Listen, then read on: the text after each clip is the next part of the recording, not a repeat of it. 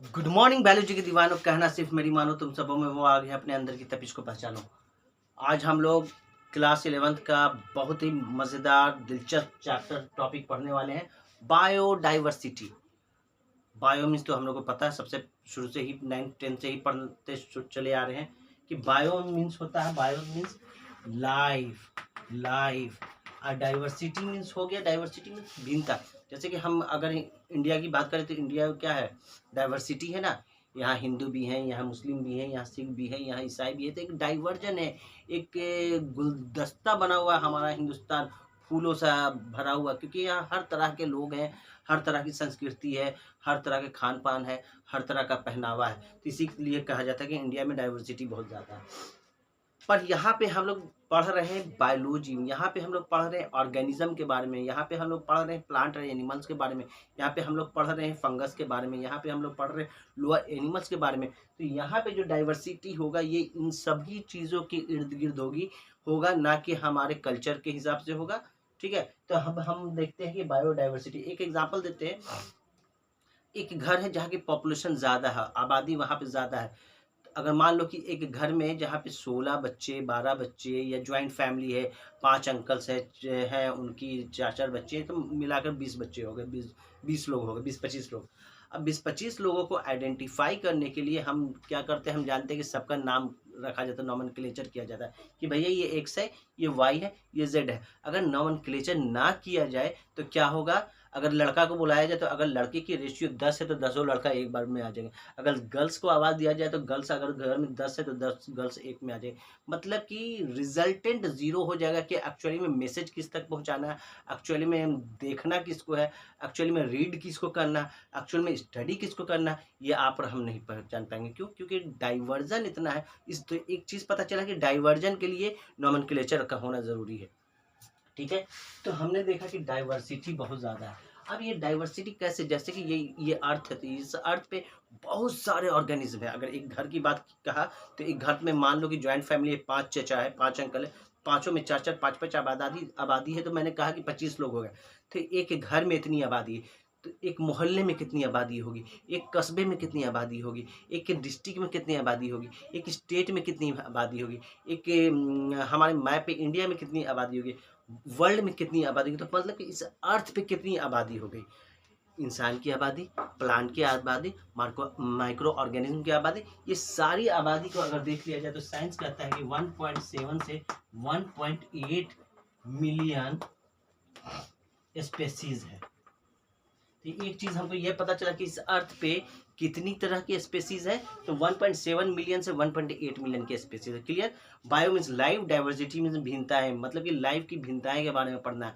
अगर एक आदमी लंबा है तो उसकी हाइट लंबी है, एक आदमी छोटा है तो उसकी हाइट छोटी, एक आदमी का कॉम्प्लेक्शन साफ है, एक आदमी का कॉम्प्लेक्शन खराब है। तो ये सारा डाइवर्जन है। एक आदमी को गर्म पसंद है, एक आदमी को ठंडा हालात में रहने की आदत है, तो ये सारा डाइवर्जन है। इसी तरह से हम लोग देखते हैं कि कहीं पे पॉपुलेशन ज़्यादा है, कहीं पे कम है, कोई गर्मी में ज़्यादा रह रहा है, कोई ह्यूमस में ज़्यादा रह रहा है। इसी तरह से ये डाइवर्जन पूरे अर्थ पे है। ये डाइवर्जन इसलिए है क्योंकि आबादी ज़्यादा है, 1.7 से 1.8 मिलियन की स्पीसीज पाए जाते हैं, जिनसे अध्ययन करना बड़ी मुश्किल होती है। अब आगे देखो, इस अर्थ को क्लासिफाई किया गया। फॉर एग्जाम्पल अगर घर की बात करें तो घर में अगर 7 लोग हैं या 6 लोग हैं तो देखोगे एक जो सबसे बड़ा हेड है वो डेट इज फादर, उसके बाद मदर, उसके बाद ब्रदर, सिस्टर, अब उनकी शादी होगी तो उनके बच्चे। तो ये एक बाइफर्केशन है कि घर का जो सबसे बड़ा मुखिया है वो माता पिता है ना। तो ये डाइवर्जन जो अर्थ की डाइवर्जन है, ये जो अर्थ की डाइवर्जन में 1.7 से 1.8 मिलियन की जो स्पीसीज है, इस स्पीसीज को, सारे स्पीसीज को 5 किंगडम में डिवाइड किया गया। 5 किंगडम में डिवाइड किया गया, 5 किंगडम में। जब मैं भी आप लोग की तरह स्टूडेंट था, जब मैं पढ़ता था, अभी भी पढ़ रहा हूँ, तो एक टीचर्स का बड़ा अच्छा आता था। अब नाम तो उस टीचर का याद नहीं, उन्हें बड़ा अच्छा याद करने के लिए बताया था। एमपी में मेरे फादर पीए हैं, उन्होंने शॉर्टकट बताया था। एमपी में मेरे फादर पीए हैं, ये मेरा नहीं है उनका है, पर याद मुझे आज तक है क्योंकि पढ़ाने का उनका तरीका बहुत अच्छा था। अच्छी चीज़ को लेनी चाहिए, राइट। तो एम फॉर हो गया मोनेरा, तो पहला किंगडम हो गया मोनेरा। पी फॉर हो गया प्रोटिस्टा, तो दूसरा किंगडम हो गया प्रोटिस्टा।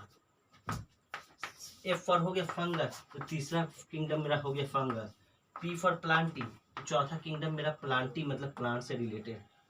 ए फॉर एनिमेलिया, तो लास्ट किंगडम मेरा हो गया एनिमेलिया। तो ये पता चला एमपी में मेरे फादर ही है, that is 5 kingdom classification.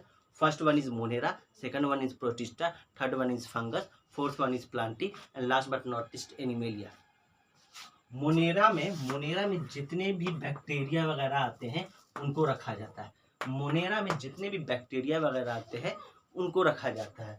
Protista में ना प्लांट हो सकता है ना एनिमल हो सकता है, बीच का जो लिंकेज है प्लांट और एनिमल का उनको रखा जाता है, linkage of plant and animal. Fungus में हम लोग जानते हैं ना कि हाथ पे कुछ निकल आना, दाना फुंसी की तरह, वो सब क्या होता है, फंगस होता है। मशरूम जो हम लोग खाते हैं that is also a fungus. तो फंगस में मशरूम वगैरह आ गया। प्लांटी में समझ रहे हैं कि अर्थ पे जितने भी प्लांट्स हैं सारे क्या आते हैं, सारे किंगडम प्लांटी में आते हैं, रिलेटेड टू प्लांट।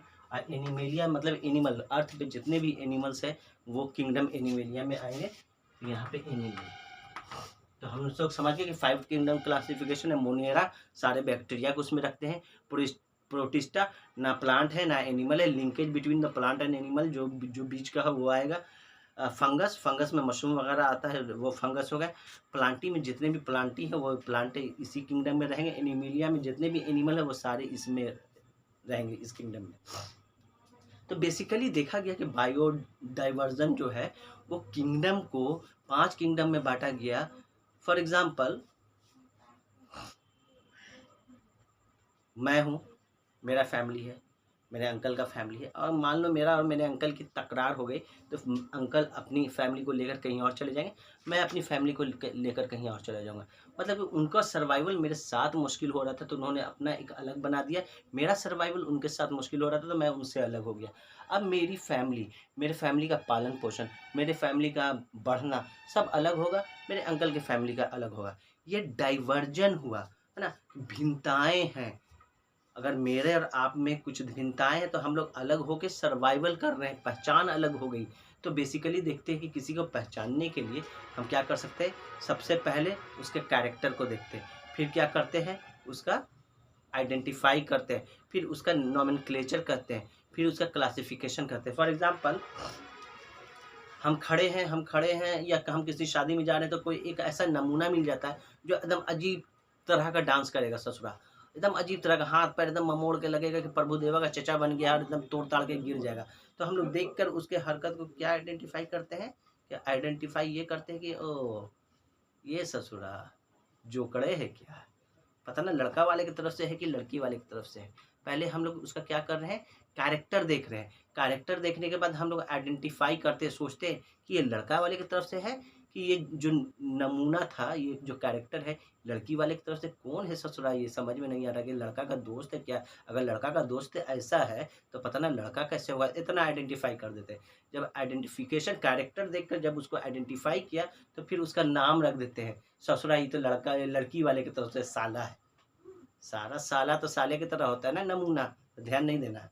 तो हमने पहले उसका क्या देखा, कैरेक्टर देखा, फिर उसको आइडेंटिफाई किया, फिर उसका नाम रख दिया। नाम रखने के बाद उसको क्लासिफिकेशन में डाल दिया कि भैया ये नाम का प्राणी इस जगह पे मिलेगा, इस नाम का प्राणी इस शादी में मिला। तो किसी भी चीज़ का बायोडाइवर्जन में अर्थ में जितनी भी स्पेसीज हैं उनका जो स्टडी किया जाता है तो सबसे पहले उनका कैरेक्टर देखा जाता है। कैरेक्टर देखने के बाद उनको आइडेंटिफाई किया जाता है। आइडेंटिफाई करने के बाद उनका नॉमेनक्लेचर होता है। नॉमेनक्लेचर के बाद उनकी क्लासिफिकेशन होती है। इसी तरह से किंगडम में जो भी 5 किंगडम है उनका प्रेजेंटेशन होता है, उनका नॉमेनक्लेचर होता है। इज दैट क्लियर कि जो मेरा 5 किंगडम क्लासिफिकेशन है, 5 किंगडम है, कौन है, मोनेरा, प्रोटिस्टा, फंगस, प्लांटी, एनिमिला। याद करने के लिए MP में मेरे फादर हैं, ये मेरा नहीं है, मैंने जब पढ़ता था तो किसी टीचर का था, बड़ा अच्छा लगा जो कि मुझे आज तक याद है। आप लोग भी आगे उसको फॉरवर्ड कर सकते हैं। MP में मेरे फादर है, M for Monera, P for Protista, F for fungus, P for Plantae, A for Animalia. 5 kingdom classification. 5 kingdom classification में किसी भी स्पेसीज के बारे में उसका कैसे पढ़ा जाता है, स्टडी किया जाता है, तो सबसे पहले उसको कैरेक्टर को देखते हैं और फिर उसको क्या करते हैं, आइडेंटिफाई करते हैं, फिर उसका नॉमेनक्लेचर करते हैं, फिर उसका क्लासिफिकेशन करते हैं। इसी तरह से सारा उनका डाइवर्जन में एक स्टडी है। इसको पढ़ने के लिए हम लोग ना IUCN है, एक है IUCN हुआ international union of nature and natural resources. International union of nature and natural resources ये क्या है, ये देखता है कि ये बायोडाइवर्सिटी में जो भी स्पेसीज है 1.7 to 1.8 मिलियन, कोई नया कौन आ रहा है, तो जो नया आएगा तो उसका आइडेंटिफिकेशन कैसे होगा, तो पहले उसका कैरेक्टर देखेंगे, फिर उसको आइडेंटिफाई करेंगे, फिर उसका नाम रखेंगे, फिर उसको क्लास दे देंगे कि कौन से क्लास कौन से फैमिली में आएगा ये। इसी तरह से जो ख़त्म हो रहा है, तो ये जो IUCN है, international union of nature and natural resources, ये देखता है कि कौन सा स्पेसीज ख़त्म हो रहा है। अगर ख़त्म हो रहा है तो उसको बचाना कैसे है, अगर बचा पाए तो ठीक है, अगर ख़त्म हो गया तो फिर उसका क्या होगा, स्पेसीज लिस्ट से उनको हटाने का काम करते हैं। तो ये IUCN होता है। आगे आप जाएंगे तो आगे पढ़ेंगे ICBN, ICZN, international code of botanical nomenclature and international code of zoological nomenclature. जितने भी बायोलॉजिकल हैं, जितने भी प्लांट से रिलेटेड है, उनका कोडिंग होगा international code of botanical nomenclature ICBN में, और जितने भी एनिमल से रिलेटेड स्पेसीज है उनका कोडिंग हुआ ICZN में, international code of zoological nomenclature. Clear, hope कि समझ में आया होगा। 5 किंगडम क्लासिफिकेशन को नेक्स्ट क्लास में और अच्छे से डीपली पढ़ेंगे आगे, है ना। उम्मीद है कि समझ में आया होगा। समझ में आया तो लाइक कीजिए, शेयर कीजिए, सब्सक्राइब कीजिए। Thank you so much.